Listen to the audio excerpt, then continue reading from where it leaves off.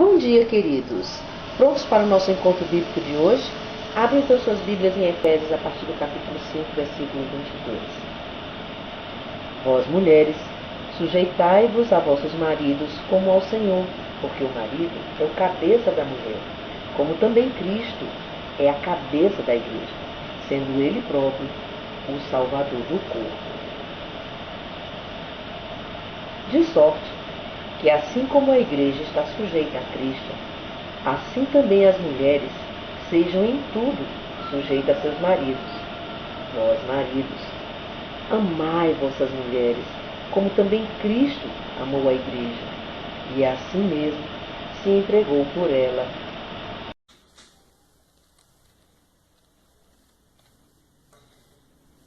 Olá, bom dia, bom sábado.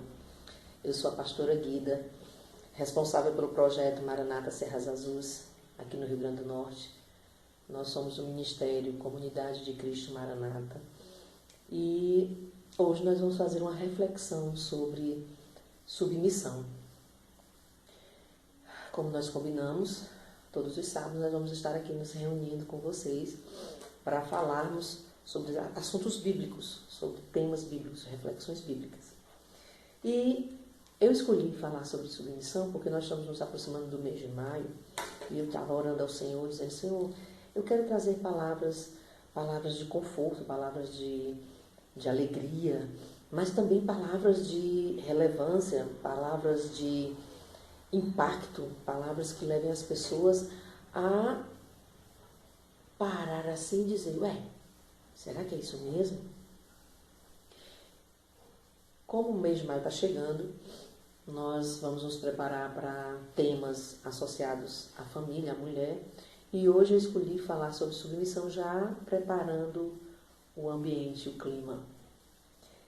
Por que eu queria falar sobre submissão para vocês? Porque hoje em dia a sociedade, a cultura, até os cargos que nós mulheres ocupamos, eles estão nos masculinizando. Eles estão nos endurecendo o coração.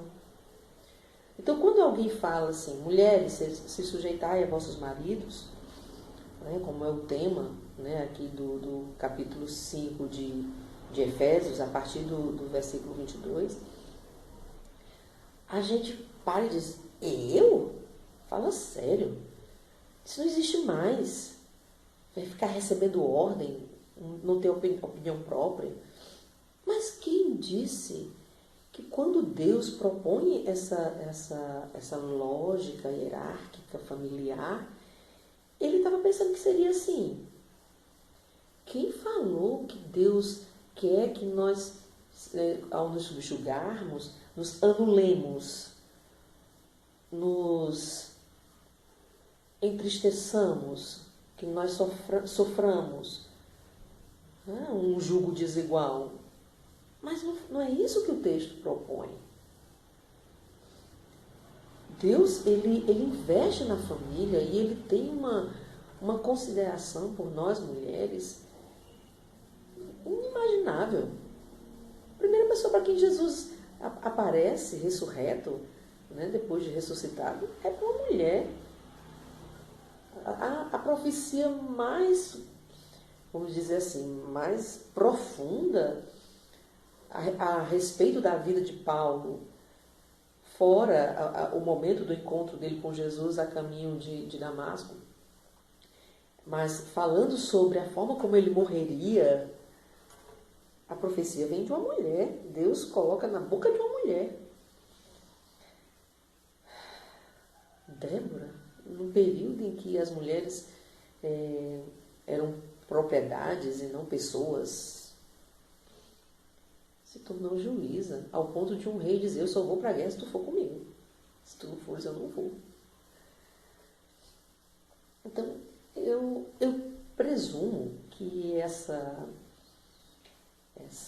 esse paradigma, esse tabu feminista ou machista, termina que fica no mesmo, a respeito da submissão da mulher, é antibíblico. É antibíblico. A Bíblia diz outra coisa. E é sobre isso que nós vamos pensar hoje, é sobre isso que nós vamos conversar hoje. Quando ele diz, vós mulheres, se sujeitai-vos, se submetei-vos a vossos maridos, ele coloca mostrando a igreja, né, como referência, relembrando o texto. Vós mulheres, sujeitai-vos a vossos maridos como ao Senhor. Gente, se você crê que Jesus é o Senhor, você está fadada a uma escolha que vai determinar o resto da sua existência. Se você disser para mim que você crê que Jesus é o Senhor, você não tem mais a opção de ficar em cima do muro. Ou você se submete ao senhorio de Jesus ou não. E qual é a vantagem de se submeter ao senhorio do Senhor Jesus? A se sujeitar ao Senhor. Eu me lembro de uma pregação de um querido amigo nosso, pastor, isso há 25 anos atrás. Eu não sei como é que pode ser há 25 anos atrás, eu só tenho 20 há alguns anos, né? Mas há 25 anos atrás, nós servíamos ao Senhor no ministério e o pastor estava pregando e ele tinha por título a pregação dele a seguinte pergunta: como não amar alguém que nos ama tanto? E ela nunca saiu do meu coração, essa pregação. Nunca saiu.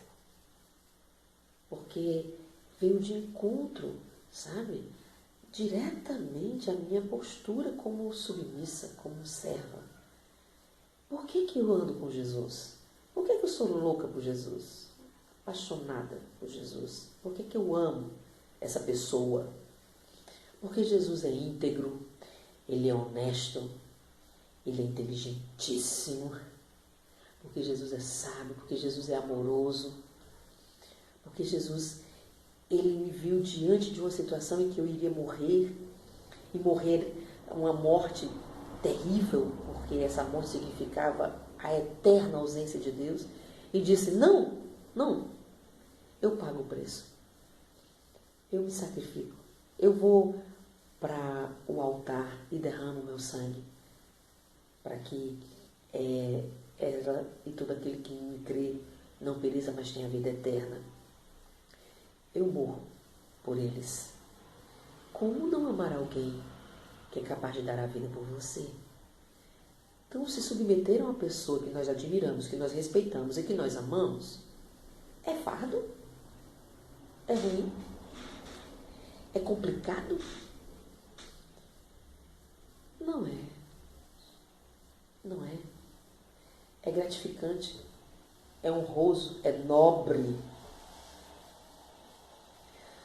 Quando Deus propõe que nós, mulheres, nos sujeitemos aos nossos maridos como que ao Senhor, em outras versões diz como a igreja ao Senhor, Jesus está dizendo, olha, ame incondicionalmente, respeite, honre, prefira em honra, valorize, cuide, zele, prefira. Quando meu sobrinho casou, eu lembro que na hora deles fazerem os votos, ele disse assim para a esposa dele, Andrezinho, beijo, viu, Andrezinho, te amo. Ele disse assim para a esposa dele, eu prometo, me comprometo diante da igreja do Senhor a te honrar, a te amar, a te respeitar, a cuidar de você, a despeito de todas as demais mulheres no mundo. Eu escolho você.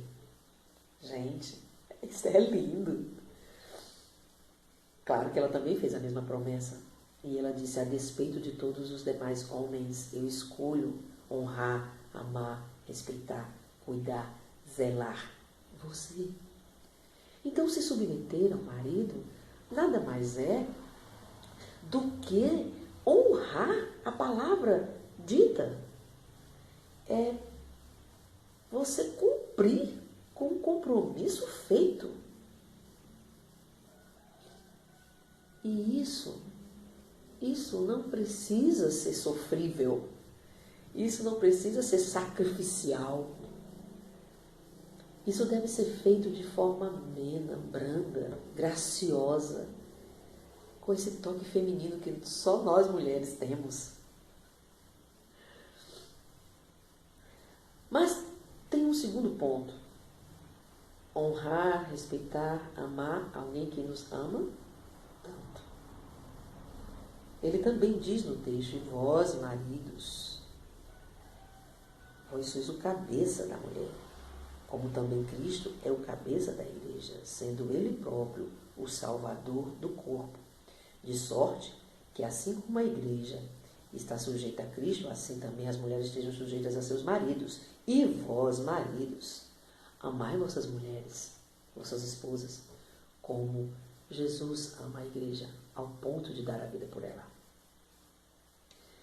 Não dá para ser meio termo. Esse compromisso, essa aliança, é dos dois lados. É uma via de mão dupla. Tem que amar. E aí eu estava pensando num exemplo de Sara e de Abraão. Abraão comete 2 deslizes assim terríveis com Sara. Por 2 vezes ele entrega Sara para se submeter a Faraó como mulher. Na segunda vez, Deus, indignado com o pecado de Abraão, fere, a Faraó por amor a Sara, porque Sara está sofrendo. E quando o Faraó repreende Abraão, ele diz assim: mas cara, como é que tu fala um negócio desse comigo? Porque tu não disse que essa mulher é tua, tu disse que ela era tua irmã. E Abraão: não, é porque eu tive medo que tu me matasses por causa dela, porque ela era muito bonita. Esse mesmo Abraão, lá na frente, quando Sara oferece a Agar, aceita. Segunda esposa, Agar devia ser mais ou menos, né? E ainda assim Sara o amava, o honrava, o respeitava e se submetia a ele ao ponto de chamá-lo de meu Senhor. Quando os anjos visitam Abraão, e o anjo do Senhor profetiza sobre a vida de Abraão, Sara está na tenda e ela começa a rir. E ela diz assim: nem pode, nem menstruo mais, eu não ovulo, que negócio é esse? Como é que eu vou dar? Vou ter um filho na idade que eu estou, já passei dos 90, meu bem. Ela ri. E quando ela vem servir, o anjo diz: por que você riu? Eu não ri não, você riu sim. Mas fique sabendo que você vai ter um filho. E porque você riu, o nome dele será Isaac, riso. Lá na tenda, quando ela riu, ela disse assim: como é que eu posso ainda dar um filho a meu Senhor? Meu Senhor. Esse era o tamanho do respeito que Sara tinha por Abraão. E não tinha ninguém olhando não, hein? Ela estava dentro da tenda. Abraão estava lá fora. Meu Senhor, lá fora. Aqui dentro ele é meu Senhor. Ela tinha por ele o mesmo respeito como se estivesse na presença dele. E esse Abraão, cheio de defeitos, era amado assim? Só por Sara? Amado por diversas pessoas. Ele tinha uma multidão a seu serviço. Lembre-se que ele, só com seus servos, venceu os 4 reis que vinham contra Sodoma e Gomorra por amor a Ló, sobrinho dele, para livrar a Ló, que estava sendo levado escravo. Abraão era amado e respeitado. Como que um cara que faz tanta coisa errada no casamento é amado assim? Aí é que está. O outro sempre nos revela. Então, é fácil amar alguém que faz tudo certinho. Difícil amar alguém que faz tudo errado. Como que eu vou conseguir equilibrar isso na convivência? Como que eu vou conseguir amar meu marido se eu vivo em choque com os defeitos dele? Por que a gente briga tanto com os nossos filhos? Não é porque eles parecem com a gente? Os nossos defeitos, sabe, até os nossos trejeitos, eles têm. É muito complicado conviver com o defeito das outras pessoas. E, muitas vezes, por causa disso, nós não queremos nos sujeitar aos nossos maridos. Nós não queremos nos submeter. Veja só como é interessante. Sara se sujeitava a seu marido apesar dos erros que ele cometeu. Então é possível. E como é que isso funciona? Como é que isso acontece? Quando o homem ama a sua mulher como Jesus amou a igreja, os defeitos dele, eles se rendem, eles se afogam no oceano de virtudes. Quando você anda ao lado de alguém que te ama, que te respeita, que te valoriza, que te cuida, por mais que ele tenha defeitos, você vai dizer, mas ele é tão bom para mim. Mas onde que eu vou encontrar um marido como o meu?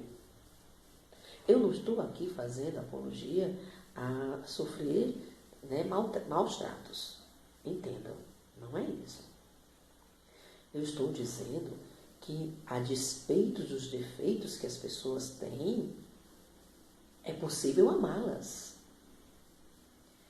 É possível, sabe, estar sujeita a essas pessoas.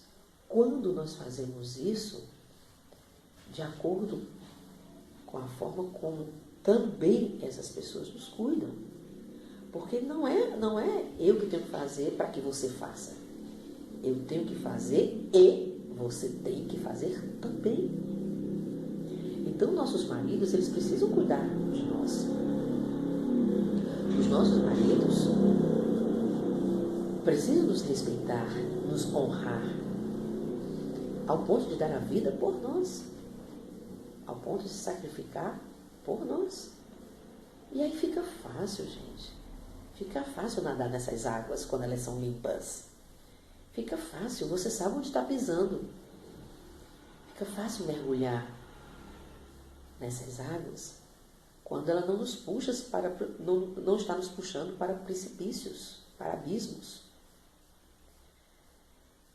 Eu tenho toda essa reflexão, inclusive, deixa eu abrir isso aqui em parênteses, toda essa reflexão no meu blog, tá? Aqui a gente tem que ser um pouquinho mais sucinto. Então, se você quiser se aprofundar, ver referências bíblicas que possam respaldar o que eu estou falando, você visita lá o meu blog, tá? No finalzinho daqui da reflexão, você vai ver na tiragenzinha os endereços para você nos visitar. Então, já tentando concluir, eu preciso honrar e respeitar meu marido. E meu marido me amar como Jesus ama a sua igreja, ao ponto de dar a vida por ela. Guida, me dá a receita. Como é que eu consigo isso aí? Tu não sabe quem é meu marido. Tu nem imagina. Bom, eu tenho um livro que eu vou indicar para vocês no final. Já peço aqui até a permissão, informalmente, de divulgar esse livro, porque eu acho que ele vai só edificar a vida de vocês. E eu vou citar só um trechozinho dele. As 5 linguagens do amor. Tem ele para jovens, tem ele para crianças, tem ele para adultos. E tem uma parte nesse livro, que eu sou apaixonada por esse livro, que um casal vai se separar porque eles não conseguem mais se dar bem. E brigam constantemente. E ela diz, ela está dizendo para o psicólogo, né, que por sinal é o autor do livro, fazendo aconselhamento pastoral, eu não aguento mais esse cara. Ele não faz nada para mim. Tudo que eu peço para ele é um trabalho, é fadigoso, é desgastante. Ou pior, ele fica adiando. Ele diz assim, depois eu faço. Eu estou com dor nas costas, hoje não dá, mas eu vou fazer. E ela se queixa como se fosse a gota d'água, do fato de que ele não pinta o quarto. O quarto está horrível. Ele fez até um ensaio, mas deixou pior do que eu estava. E, no entanto, ele fica o tempo todo lambendo a oficina dele, a garagem. Ele faz tudo naquela garagem, faz tudo pela garagem, não faz nada pelo quarto. E ela se sente revoltada com isso. Porque ela faz tudo por ele. Ela cuida da roupa dele, ela cuida do alimento dele, ela cuida dele, ela zela. Ela vai lá perguntar se ele está precisando de alguma coisa, ela dá total assistência. E ele não. Ele não pinta o quarto. E no aconselhamento, ele decide fazer essa surpresa para ela, para tentar melhorar a situação. Gente, vocês precisam ver, ela parece uma criança. Você lendo o livro, você se emociona.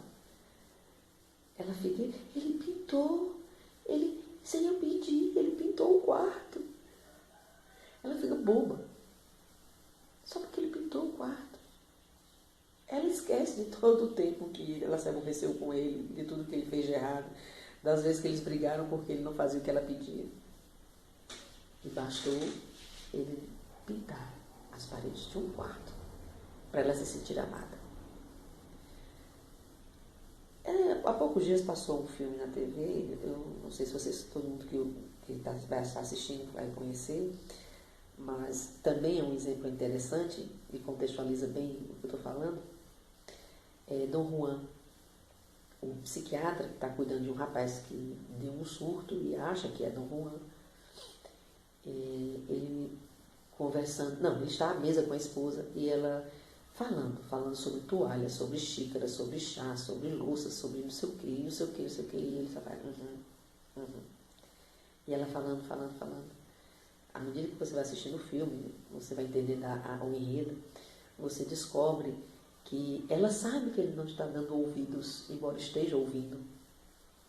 E, no entanto, ela continua ali, falando. No final do filme, quando ele olha para ela e diz assim: o que você quer?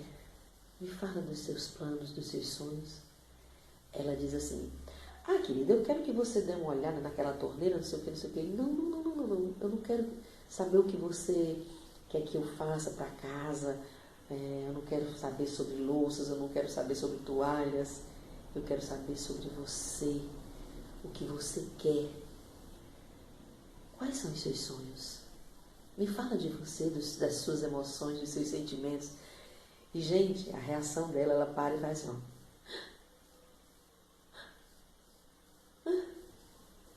Que? Eu pensei que você nunca fosse perguntar.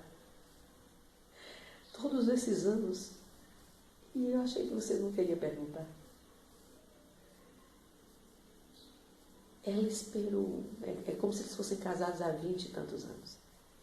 Uma vida inteira que ele olhasse para ela. Que ele a ouvisse. Que ele a enxergasse. Essa relação de submissão, ela pode ser tão gratificante quando nós somos cuidadas, quando nós somos amadas, quando nós somos valorizadas, quando nós somos zeladas, protegidas.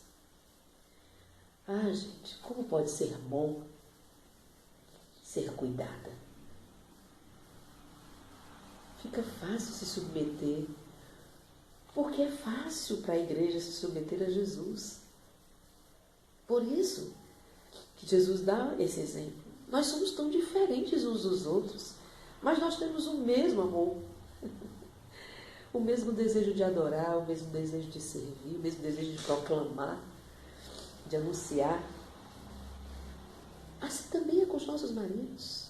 Basta que vocês, meninos, parem para nos olhar, parem para nos enxergar. E aí fica a dica. Se permitam. Enxerguem-se pelos olhos do Espírito. Deem atenção. Gastem um pouquinho do tempo de vocês com vocês. Invistam, aliás. Tira essa palavra, tá? Esquece o que eu falei. Não é gastar. É investir. Invista no seu casamento. Sai de mãos dadas. Eu fui casada durante anos com a mesma pessoa e até quando a gente brigava, a gente andava de mãos dadas. Até quando a gente brigava, a gente andava de mãos dadas. Muitas pessoas que nos conheciam, entre aspas, né, que nos conheciam de ver. Eu me lembro, posso até citar um motorista uma vez no ônibus, que a gente sempre ia nesse mesmo ônibus, nós não tínhamos transporte particular, íamos de coletivo para a praia. E uma vez a gente conversando, não sei o que. Aí ele falou assim: e vocês são casados? Aí, somos. Aí eu pensava que vocês eram namorados. Aí eu também. Também. Namorem. Andem de mãos dadas. Se não possui bicicleta, aluga. Vai andar de bicicleta. Guida, eu não sei andar de bicicleta. Pede para o teu marido te ensinar. Ele segura e você vai lá pedalando. Assistam filmes juntos. Façam pipoca um para o outro. Deem folga para as crianças, mandem para a casa da avó e fiquem deitados no chão da sala, comendo pipoca, jogando pipoca para o alto, assistindo um filme juntos. E meninos, deixa o controle remoto da TV pelo menos uma vez na mão das meninas. A outra dica é para as garotas e para os garotos que ainda não casaram. Gente, precisamos ser mais criteriosos nas nossas relações. Não se permita se contentar com menos, quando você pode ter bem mais. Tem que ser bom, tem que valer a pena. Eu estava dando aconselhamento pastoral para uma jovem outro dia, e eu disse para ela, a primeira noite de uma jovem não tem que ser para provar que ama. Tem que ser porque não precisa provar nada para ninguém. Não tem que ser porque o cônjuge, né, o rapaz, ou vice-versa, depende da situação, está pedindo. Mas porque você o escolheu. Não precisa ser em qualquer lugar. Pode ser numa cama coberta de pétalas de rosas. O primeiro beijo não precisa ser porque você quer deixar de ser bebê. Fala sério, tem que ser porque você está apaixonado. Tudo na vida da gente tem que ser por paixão, até na empresa. Até as empresas já descobriram isso, gente. Hoje, no meio empresarial, as empresas mais bem-sucedidas são as empresas onde as pessoas estão mais felizes. O que nos faz produzir não é mais o salário. Se alguém pagar mais, você vai embora rapidinho. O que nos faz produzir não é o medo de perder o emprego. Se você for competente, tiver competência, tiver currículo, no sentido de experiência, o mercado está correndo atrás de você. A melhor empresa para você trabalhar é aquela que te faz feliz. Então você precisa estar bem. O maior investimento da sua vida não é a relação, emprego você perde e ganha. Empresa fecha, faz concordata. O maior investimento é a vida. O seu maior investimento é você. Então seja criterioso, seja criteriosa. Fique com alguém que vale a pena, porque cuida de você, porque te ama, porque te valoriza, porque te respeita, porque certamente você irá amar. Porque é impossível não amar alguém que te ama tanto, que te cuida tanto, que te zela tanto, que te valoriza tanto. Pensem a respeito. Se vocês quiserem ver esse estudo de Efésios na íntegra, é só visitar o nosso blog, tá bom? Beijo. Eu vou estar orando por vocês, tá? Deus abençoe. Até a próxima.